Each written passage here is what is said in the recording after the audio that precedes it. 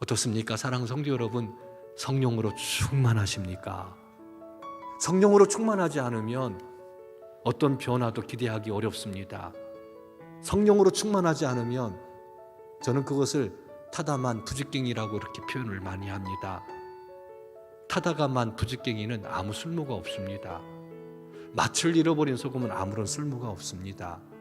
우리가 하나님의 말씀을 알고 있고 거룩한 직분을 가지고 있고 사명 자리에 서긴 하지만 성령으로 충만하지 않으면 어떤 것도 기대할 수 없습니다. 예배드리기 전 기도합니다.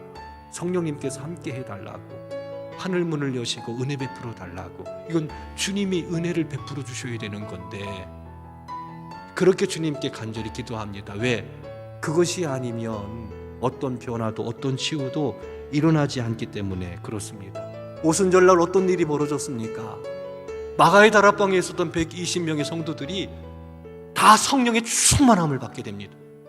불같은 성령을 받게 됩니다. 이전에 그들은 두려웠습니다. 떨었습니다. 나가서 복음을 전하지 못했습니다.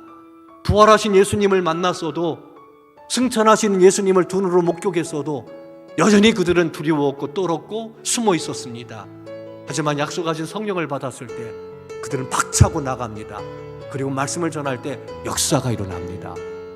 사람의 영혼이 구원되고요, 귀신이 쫓겨나가고요, 병자가 치유되고요, 틀어진 것들이 온전케 되고요, 하나님께서 행하신 큰 일들을 다양한 언어로 선포하는 그런 모습들, 수많은 사람들이 이 사람들이 말씀을 전하는 것을 통해 가지고 큰 감동을 받습니다. 하나님께서 행하신 큰 일들을 보게 되는 거지요. 사랑하는 성도 여러분, 이 성령 충만함 받아야 되고 이거 지속적으로 유지해야 되는데, 성령 충만함이라는 것은 단 일회적 사건이 아닙니다. 계속 성령 충만해야 됩니다. 그러기 위해서 말씀 생활해야 됩니다. 기도 생활 해야 됩니다. 전도해야 됩니다. 교제해야 됩니다. 적어도 이 네 가지 축을 붙잡고 있어야 됩니다.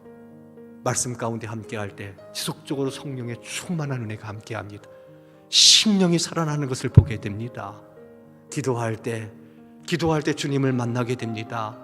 말씀 앞에 서야 됩니다. 성령 충만함을 받아야 됩니다. 주신다 약속하셨습니다. 사랑하는 성도 여러분, 지금 이 시대에 이게 필요하지 않습니까? 다시 살아나는 하나님께서 가져다 주시는 놀라운 은혜, 그 세계가 있다는 것 기억하시고 기도의 골방으로 들어갑시다. 하나님 말씀 앞에 섭시다. 많이 알 필요는 없습니다. 깨닫게 해주신 말씀, 나에게 주신 말씀으로 알고 그날 하루하루 그 말씀을 따라 나가게 될 때 거기 성령께서 역사하셔서 우리가 머무는 곳, 우리가 만나는 사람, 우리가 행하는 모든 일들 가운데 놀라운 역사가 일어나 다시 살아나는 우리 성도 여러분들의 삶이 되기를 주님의 이름으로 축원합니다.